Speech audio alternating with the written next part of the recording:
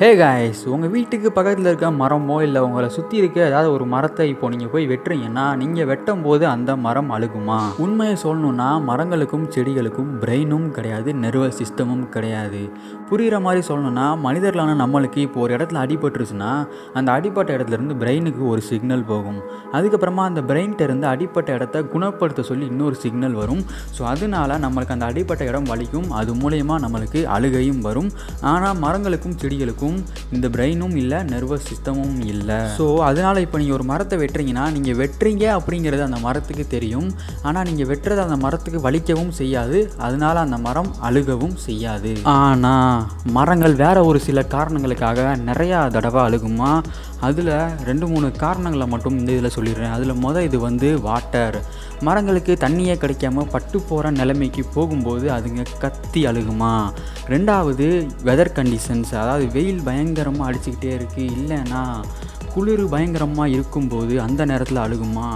3வது நெருப்பு. நீங்கள் ஒரு மரத்து பக்கத்தில் நெருப்பு வச்சு எரிக்கிறீங்க அப்படின்னா அது பயத்தில் பயங்கரமாக அழுகுமா? ஸோ மரங்கள் அழுகிறது மனிதர்களான நம்மளுக்கு கேட்காது. அது ஏன்னா அது ஃபுல்லாமே அல்ட்ராசோனிக் சவுண்ட், நம்ம காதுக்கு அது கேட்காது. ஸோ இந்த காரணங்களுக்காக மட்டும்தான் மரங்கள் அழுகும். நம்ம போய் ஒரு மரத்தை வெட்டுறோமோ இல்லை இருக்க இலையவோ பழத்தையோ பிடுங்கிறது மூலியமாலாம் ஒரு மரம் அழுகாது. அதுக்கப்புறமா மரங்கள் எல்லாமே மனிதர்களான நம்மளை விட புத்திசாலிங்க அப்படின்னு இப்போ ஒரு ரீசெண்ட் ரிசர்ச்சில் கண்டுபிடிச்சிருக்காங்க. அது எப்படின்னா, இப்போ ஒரு மரத்துக்கு புதுசாக ஏதாவது ஒரு நோயோ ஏதோ ஒன்று வந்துருச்சுன்னா அந்த மரம் தன்னோட வேர் மூலிமா பக்கத்தில் இருக்க எல்லா மரம் செடிகளுக்கும் ஒரு சிக்னல் அனுப்புமா. அது எப்படின்னா, எனக்கு இந்த மாதிரி புதுசாக ஏதோ வந்திருக்கு, இது என்னன்னே தெரில, நீங்கள் கொஞ்சம் ஜாக்கிரதையாக இருந்து முன்னெச்சரிக்கையாக ஏதாவது பண்ணி வச்சுக்கோங்க அப்படின்னு சிக்னலை அனுப்புமா. ஸோ அதுக்கப்புறமா இந்த சிக்னலை ரிசீவ் பண்ண மற்ற மரம் செடிகளோட வேர்கள் எல்லாமே தங்களை பாதுகாத்துக்கிறதுக்கு ஏதாச்சும் ஒன்று செஞ்சுக்கிறோமா. அதுக்கப்புறமா இப்போது நீங்கள் போய் ஒரு மரத்தோட இலையை பிடுங்கினீங்கன்னா நீங்கள் பிடுங்கின அந்த செகண்ட்லேயே அந்த இலை பக்கத்தில் இருக்க இலைகளுக்கும் ஒரு சில கிளைகளுக்கும் இந்த மாதிரி என்ன ஒருத்தன் பிடுங்கிட்டான், நீங்கள் கொஞ்சம் ஜாக்கிரதையாக இருங்க அப்படிங்கிற சிக்னலையும் அனுப்புமா. ஒரு சில பேர்த்துக்கு சந்தேகம் வரலாம், மரங்களுக்கு பிரெயினும் கிடையாது, நர்வஸ் சிஸ்டமும் கிடையாது, அப்புறம் எப்படி அதுங்க சிக்னலை டிரான்ஸ்மிட் பண்ணும் அப்படின்னு கேட்கலாம்.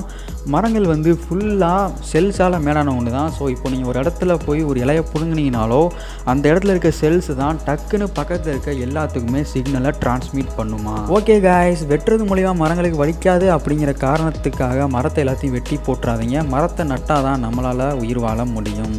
இந்த வீடியோ உங்களுக்கு பிடிச்சிருந்துச்சுன்னா லைக் பண்ணுங்கள். மரங்கள் எப்படி சிக்னல்ஸை டிரான்ஸ்மிட் பண்ணுதோ அதே மாதிரி இந்த வீடியோவை உங்கள் ஃப்ரெண்ட்ஸுக்கும் நீங்கள் ஷேர் பண்ணுங்கள். நம்ம சேனல்லேருந்து போட்ட லாஸ்ட் வீடியோவை நீங்கள் இது வரைக்கும் பார்க்கலைன்னா மறக்காமல் அந்த வீடியோவை பார்த்துருங்க. இதே மாதிரி சுவாரஸ்யமான இன்ட்ரெஸ்டிங்கான வீடியோஸ் வேணும்னு நினச்சிங்கன்னா மறக்காமல் இந்த சேனலை சப்ஸ்கிரைப் பண்ணி பக்கத்தில் இருக்க பெல் ஐக்கானையும் அமைக்கிருங்க. உங்களை அடுத்த வீடியோவில் சந்திக்கிறேன். அது வரைக்கும் சின்னதாக ஒரு break. Tata bye bye, see you guys.